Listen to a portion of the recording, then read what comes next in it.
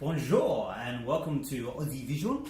Today we are talking about, Michael? Destination Eurovision, the French semi-final number 2. Yes. Took place overnight in Europe very early this morning in Australia. 6 a.m. up here in Queensland. Now I see you've dressed for the occasion, Michael. Certainly have got something out of the old wardrobe. Yes, indeed. Now let's move on to the actual semi-final. Who won? We had Shima with Tous les deux. Tous les deux. Was probably the favourite going in and didn't disappoint. What did you think of the performance? I think it was stunning and it was an emotional, raw performance. It's a very sweet, soft ballad, very simple, but just really tugs at the heartstrings.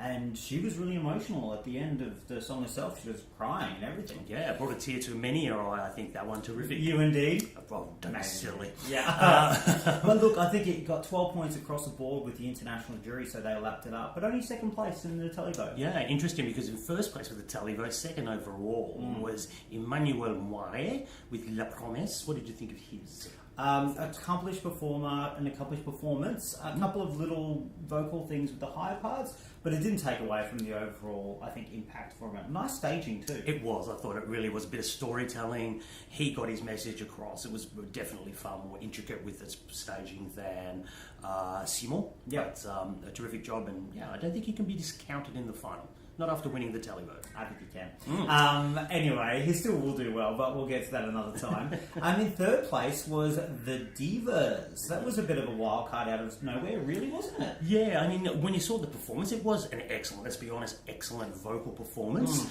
I don't know who dressed them, but they did look like a trio of lobsters. I'm going to put that out there. Oh, I don't think it was that bad. It was that bad.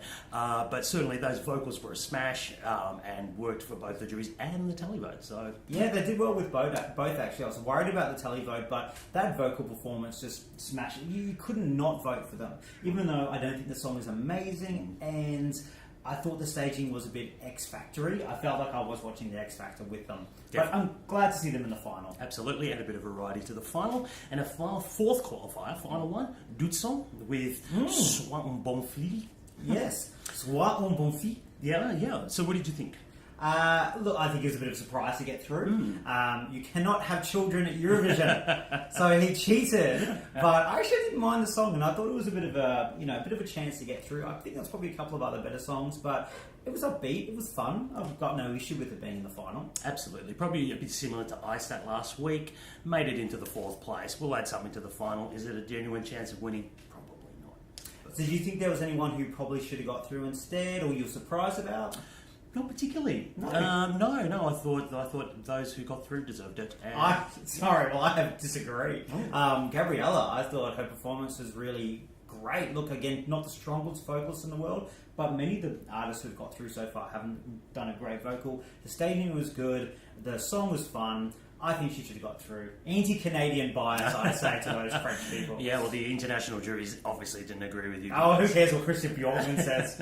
Except when he agrees with me on Simone. Yeah. So, through to the final for next week should be a big final. Do you think any of what we saw tonight might win?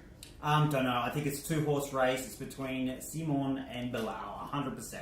I would agree with that. I probably wouldn't completely discount Emmanuel, but having said that, I can see the two winners of the semi-finals battling it out. For sure. And look, we're going to talk about this at much more length on our podcast. We'll be recording that later today, actually, as well as talking about Australia Decides and Spain and a whole lot of other things. You can obviously subscribe wherever you listen to your podcasts. Thanks for joining us, guys. See you later.